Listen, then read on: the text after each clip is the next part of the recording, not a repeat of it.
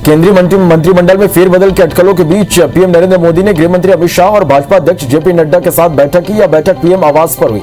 वहीं अब शनिवार को केंद्रीय मंत्री धर्मेंद्र प्रधान, नरेंद्र सिंह तोमर, गजेंद्र सिंह शेखावत, महेंद्र नाथ पांडे, हरदीप पुरी अपने अपने मंत्रालयों के काम की समीक्षा करेंगे।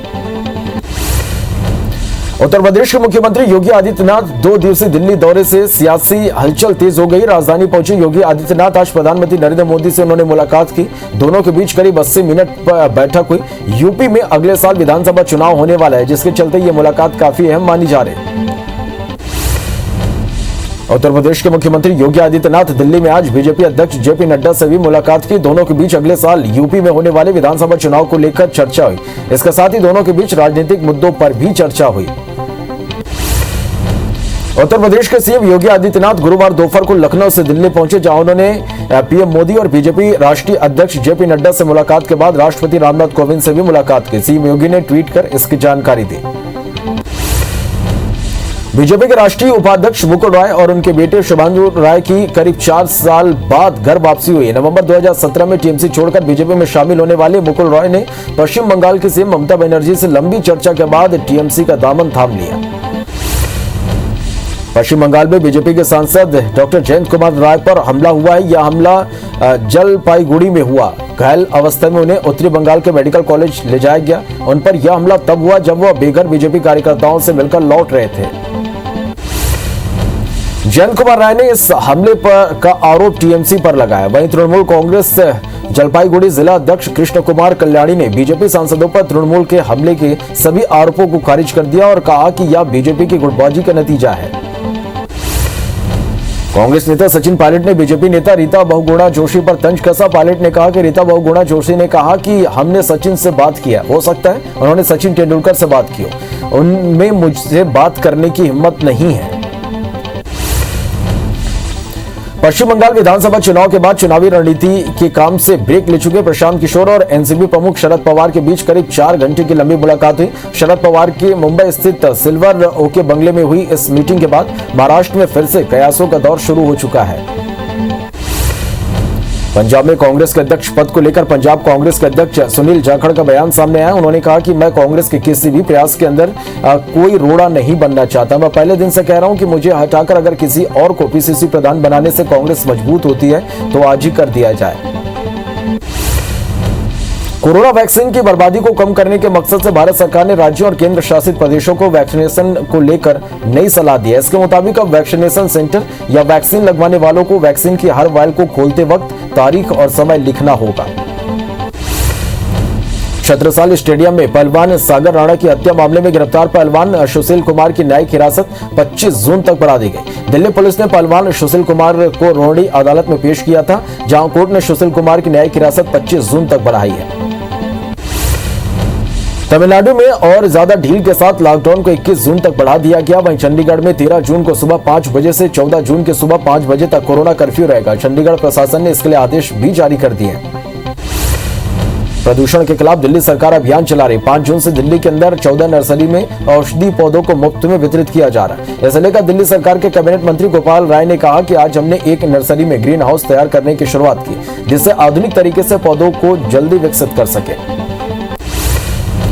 कोरोना संक्रमण के केस अब धीरे धीरे कम होते जा रहे हैं, लेकिन ब्लैक फंगस का खतरा अब भी बना हुआ है। उत्तराखंड में ब्लैक फंगस से अब तक 56 लोगों की मौत हो चुकी है। उत्तराखंड के स्वास्थ्य विभाग के मुताबिक उत्तराखंड में अब तक ब्लैक फंगस के कुल 356 मरीज मिले हैं, जिनमें 56 की मौत हुई है।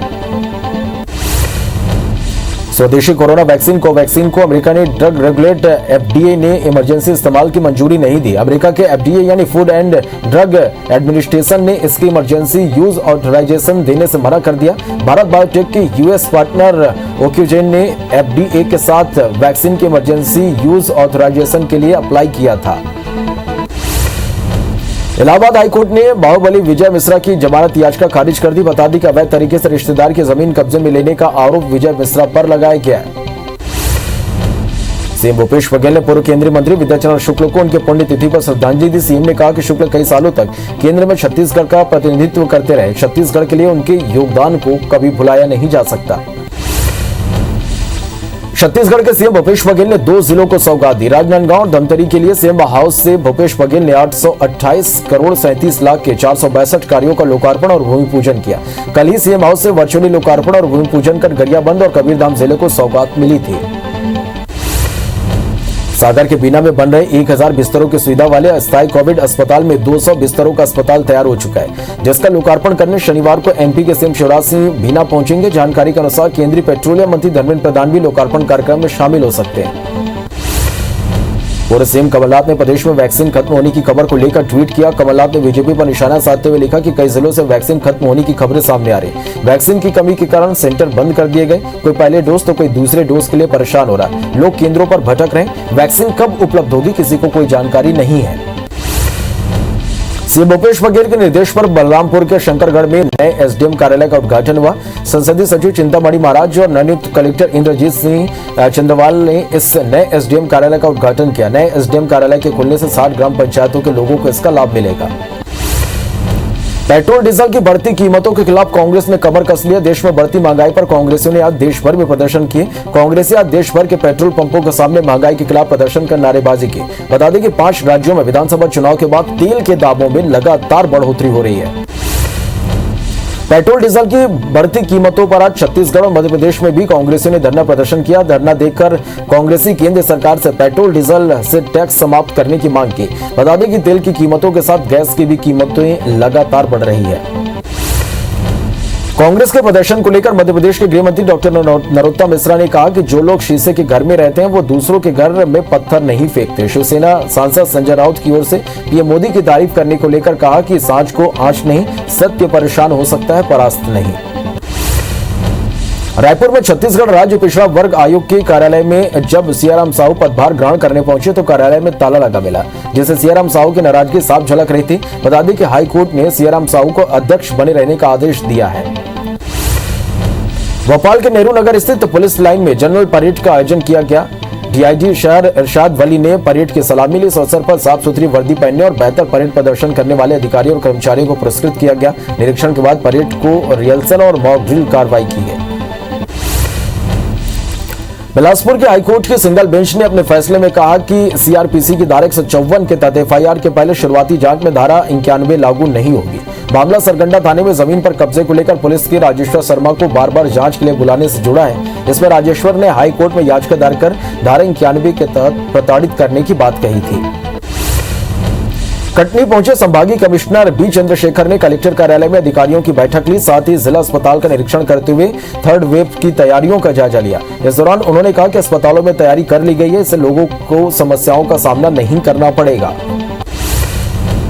बसना विकासखंड के धान खरीदी केंद्र टांगापाशा में लाखों रुपए के भ्रष्टाचार का मामला सामने आया। आरोप है कि धान खरीदी के बिना धान की आवक बताई गई और एंट्री कर लाखों रुपए गबन कर लिए गए। इसकी शिकायत एसडीएम कलेक्टर और उप पंजीयक से की गई, लेकिन केंद्र प्रभारी जांच के दौरान गायब रहे। अंबिकापुर से शिवनगर तक बन रही एनएच की स्थिति लखनपुर के पास ज्यादा खराब है, जहां आए दिन जाम लगा रहता है। वहीं पानी निकलने की व्यवस्था भी नहीं है। ऐसे में कलेक्टर ने 2 दिन के अंदर काम में तेजी नहीं आने पर सिक्योरिटी मनी सीज करने के साथ ही ठेकेदार बदलने का अल्टीमेटम दिया है। कलेक्टर रानू साहू ने जांजगीर की सीमा पर स्थित फरसवानी और सीमावर्ती कोथारी के हेल्थ एंड वेलनेस सेंटर का निरीक्षण किया, जहां कलेक्टर ने जनप्रतिनिधियों की मांग पर कोथारी के हेल्थ सेंटर में एक नए वार्ड बनाने और दवाओं के लिए नया भंडार कक्ष बनाने की तत्काल मंजूरी दी। भिंड में पीडीएस माफिया ने किसानों के गेहूं की चोरी कर उसका वजन बढ़ाने के लिए लेजम से पानी की बौछार कर दी। वहीं अधिकारियों की मिलीभगत के चलते वो गेहूं वेयर हाउस में जमा भी हो गया, लेकिन उनकी यह चोरी पकड़ी गई। इसका एक वीडियो वायरल हो रहा है। फिलहाल कलेक्टर मामले में जांच के बाद कार्रवाई करने की बात कह रहे हैं। छिंदवाड़ा जिले में वैक्सीन खत्म होने के बाद गुरुवार को सभी वैक्सीनेशन सेंटर पर ताले लटके मिले। वैक्सीन लगाने के लिए सेंटर पहुंच रहे लोगों को निराशा हाथ लगी। बता दें कि वैक्सीनेशन के लिए जिले में 71 सेंटर है। 3 दिनों में यहां वैक्सीन की आपूर्ति ठप पड़ी है। अभी तक करीब 3 लाख का प्रथम वैक्सीनेशन करवाया गया है। रीवा के संजय गांधी अस्पताल में बीते 1.5 महीने से इस रात सिंगरौली के एडीजी संजय द्विवेदी को दिल्ली के मणिपाल अस्पताल रेफर किया गया, जिसके लिए रीवा में पहली बार ग्रीन कॉरिडोर बनाया गया। इसके तहत 10 किलोमीटर के एरिया पर 10 मिनट तक के लिए यातायात रोक दिया गया, जिसके बाद एयरलिफ्ट के जरिए उन्हें दिल्ली भेजा गया। बिलासपुर में रेत के अवैध उत्खनन को लेकर जेसीसीजे ने शुक्रवार को माफिया के खिलाफ धावा बोला। इस दौरान सरकंडा क्षेत्र में संचालित अवैध रेत घाट में कार्यकर्ताओं ने 12 से ज्यादा ट्रैक्टरों को पकड़ा। साथ ही खनिज विभाग को भी इसकी जानकारी दी गई, लेकिन खनिज अमले के पहुंचने से पहले रेत माफिया फरार हो गए। रायगढ़ में बलौदा बाजार एसीबी की टीम ने जनपद पंचायत सीईओ कुलेश्वर गायकवाड़ को 20,000 रुपए की रिश्वत लेते रंगे हाथों गिरफ्तार किया। बता दें कि पंचायत सचिव राजेंद्र कुमार ने एसीबी से सीईओ की शिकायत की थी। पिलाईगढ़ में अब तक 2 जनपद पंचायत सीईओ, 2 लेखापाल और 1 सहायक अभियंता रिश्वत लेते पकड़े जा चुके हैं। बलरामपुर के बड़ियों गांव में एसीबी की टीम ने छापामार कार्रवाई करते हुए पटवारी को रिश्वत लेते गिरफ्तार किया। आरोपी पटवारी ग्रामीण से जमीन के काम के लिए 40,000 रिश्वत ले रहा था। मौके पर मौजूद एसीबी की टीम ने पैसों के साथ पटवारी को गिरफ्तार किया। कवर्धा के मानपुर पटवारी को एसीबी की टीम ने किसान से 11,000 की रिश्वत लेते गिरफ्तार किया। पटवारी गजेंद्र चंद्रवंशी ने किसान श्रवण सिन्हा से ऋण पुस्तिका के प्रमाणीकरण के लिए 11,000 की मांग की थी। पटवारी पर भ्रष्टाचार निवारण अधिनियम के तहत कार्रवाई की गई है। सूरजपुर के प्रतापपुर रेंज के दरहोरा बीट में सड़ी गली हालत में हाथी का शव बरामद हुआ। शव 10 से 12 दिन पुराना बताया जा रहा। हाथी का शव मिलने से क्षेत्र में सनसनी फैल गई। इस मामले में लोग तरह तरह के कयास लगा रहे हैं। फिलहाल वन विभाग की टीम जांच में जुट गई है। कोरिया के नागपुर पुलिस सहायता केंद्र में ग्रामीणों ने गुरुकुल इंटरनेशनल स्कूल के संचालक के खिलाफ मारपीट और जमीन हड़पने का आरोप लगाते हुए शिकायत दर्ज कराई है। 2 दिन पहले संचालक ने स्कूल से चोरी होने की शिकायत दर्ज कराई थी, जिसे लेकर पुलिस ने 2 ग्रामीणों को गिरफ्तार किया था। रतलाम के बहुजन समाज पार्टी के जिला अध्यक्ष समरत चौहान की हत्या हो गई। हत्या किन कारणों से हुई अभी यह पता नहीं चल पाया है। भाट पचलाना पुलिस के मुताबिक हत्या के 1 दिन पहले से ही बीएसपी नेता घर से गायब थे, जिनकी लाश अगले दिन भेरू मंदिर के ओटोले पर पड़ी मिली। फिलहाल मामले की जांच जारी है। जबलपुर पुलिस ने सोनू मर्डर केस की गुत्थी को सुलझा लिया है। वहीं मामले में मृतक की प्रेमिका मधु पटेल और उसकी बुआ की बेटी को गिरफ्तार किया गया। सोनू का नरकंकाल हरगढ़ के जंगल में 24 मई को मिला था। एसडीओपी के मुताबिक सोनू की शादी से नाराज प्रेमिका ने बहन के साथ मिलकर उसकी हत्या कर दी थी। गोबरा नवापारा में युवक ने पत्नी पर जानलेवा हमला कर दिया। घटना के बाद आरोपी मौके से फरार हो गया। घटना की सूचना के बाद पहुंची पुलिस ने महिला को इलाज के लिए सामुदायिक स्वास्थ्य केंद्र भिजवाया। वहीं पुलिस मामला दर्ज कर आरोपी की तलाश कर रही है। छिंदवाड़ा से नागपुर मार्ग में सौंसर के पास जबरदस्त एक्सीडेंट हुआ। दरअसल एक कार अनियंत्रित होकर पुलिया से जा टकराई, जिसके बाद कार के 2 टुकड़े हो गए। हादसे में 3 महिलाओं की मौके पर मौत हो गई, जबकि 2 व्यक्ति गंभीर रूप से घायल हैं। ये सभी शादी समारोह में शामिल होने के लिए नागपुर से रामाकोना आए थे। गोबरा नवापारा थाना के तर्री गांव में अज्ञात वाहन ने एक बाइक को टक्कर मार दी। दुर्घटना में बाइक सवार एक युवा की घटनास्थल पर ही दर्दनाक मौत हो गई, जबकि दूसरा गंभीर रूप से घायल हो गया। सूचना के बाद मौके पर पहुंची पुलिस ने मामला दर्ज कर जांच शुरू कर दी है। धमतरी में बोरिया खुर्द और सोरम नाला के बीच एक हादसा हो गया। यहां नियंत्रित होकर एक पिकअप वाहन पलट गया। इस हादसे में 18 मजदूरों के घायल होने की खबर है। बता दें कि ये मजदूर मनरेगा कार्य से वापस अपने घर लौट रहे थे। घायलों को इलाज के लिए अस्पताल पहुंचाया गया। उज्जैन के आगर रोड पर तेल से भरा टैंकर पलट गया, जिसकी जानकारी मिलती आसपास के लोग बर्तन और डिब्बे लेकर मौके पर पहुंच गए, जिन्हें मौके पर पहुंची पुलिस ने बड़ी मशक्कत के बाद वहां से हटाया। वहीं फायर ब्रिगेड की मदद से रोड पर पड़े तेल को साफ करवाया गया। जांजगीर चांपा के धरदेई गांव में एक युवती पर किसी अज्ञात ने धारदार हथियार से हमला कर दिया, जो घर की बाड़ी में गंभीर हालत में पड़ी मिली, जिसे इलाज के लिए बिलासपुर रेफर किया गया। वहीं सूचना के बाद मौके पर पहुंची पुलिस ने अज्ञात आरोपी के खिलाफ केस दर्ज कर लिया है।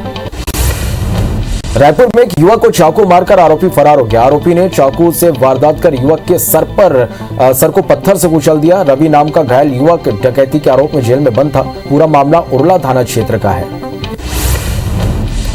सरगुजा के सीतापुर थाने में पदस्थ महिला आरक्षक ने नगर सैनिक रमेश आगरिया पर शादी का झांसा देकर दुष्कर्म करने का आरोप लगाया। पीड़िता के मुताबिक रमेश आगरिया ने शादी का झांसा देकर उसके साथ लगातार 2 सालों तक दुष्कर्म किया और गर्भवती होने पर उसका 2 बार गर्भपात भी कराया। सरगुजा के बरटिकरा गांव में लोन की जबरन वसूली कर रहे 2 कर्मचारियों को पुलिस ने हिदायत देकर छोड़ दिया। बताया जा रहा है कि माइक्रो फाइनेंस कंपनी के 2 कर्मचारी लोन की वसूली करने के लिए गांव पहुंचे हुए थे। सूचना के बाद पहुंची पुलिस ने दोनों कर्मचारी को सख्त हिदायत देकर छोड़ दिया। भोपाल के नजीराबाद थाना इलाके के शुक्ला गांव में 4 लोगों ने कार सवार छात्रों के साथ मारपीट कर लूट की घटना को अंजाम दिया। घटना गुरुवार रात की बताई जा रही। छात्रों ने थाने पहुंचकर मामला दर्ज करवाया। वहीं पुलिस कार नंबर के आधार पर आरोपियों की तलाश कर रही है। शिवपुरी पुलिस ने 10 लाख रुपए के स्मैक और एक मोटरसाइकिल के साथ 2 आरोपियों को गिरफ्तार किया। बता दें कि स्मैक के खिलाफ एसपी राजेश सिंह चंदेल व्यापक अभियान चला रहे हैं, जिसके तहत सिटी कोतवाली पुलिस ने फतेहपुर रोड फ्रूट मंडी के पास दोनों आरोपियों को पकड़ा है। उज्जैन के नागदा पुलिस ने जुआरियों के खिलाफ बड़ी कार्रवाई की। मुखबिर की सूचना पर पुलिस ने 44 जुआरियों से 6 लाख कैश और 42 मोबाइल जब्त किए। वही मामले में एसपी का कहना है कि जुआ संचालक के पुराने बैकग्राउंड को चेक किया जा रहा है, जिसमें गंभीर अपराध पाए जाने पर रासुका जैसी कार्रवाई होगी। दुर्ग में बाइक चोरी के मामले बढ़ते जा रहे हैं। इन घटनाओं पर लगाम लगाने के लिए एडिशनल एसपी की निगरानी में गुंडे बदमाशों को समझाइश भी दी गई थी, लेकिन फिर भी मामले कम नहीं हुए। इसी बीच पुलिस ने निगरानी बदमाश भगवान दास जोशी को साइकिल चोरी के मामले में गिरफ्तार किया। साथ ही उसके पास से कुल 11 वाहन जब्त किए गए। कवर्धा की साइबर सेल की टीम ने मोबाइल चोरी और गुम हुए मोबाइल के मामले में बड़ी कार्रवाई की है। टीम ने 8 लाख कीमत के 75 मोबाइल बरामद किए, जिसे एसपी ने जांच के बाद मोबाइल मालिकों को वापस कर दिया। वहीं टीम ने मोबाइल चोरी के 2 आरोपियों को भी गिरफ्तार किया, जो शहर में मोबाइल चोरी कर कम कीमत पर बेच देते थे।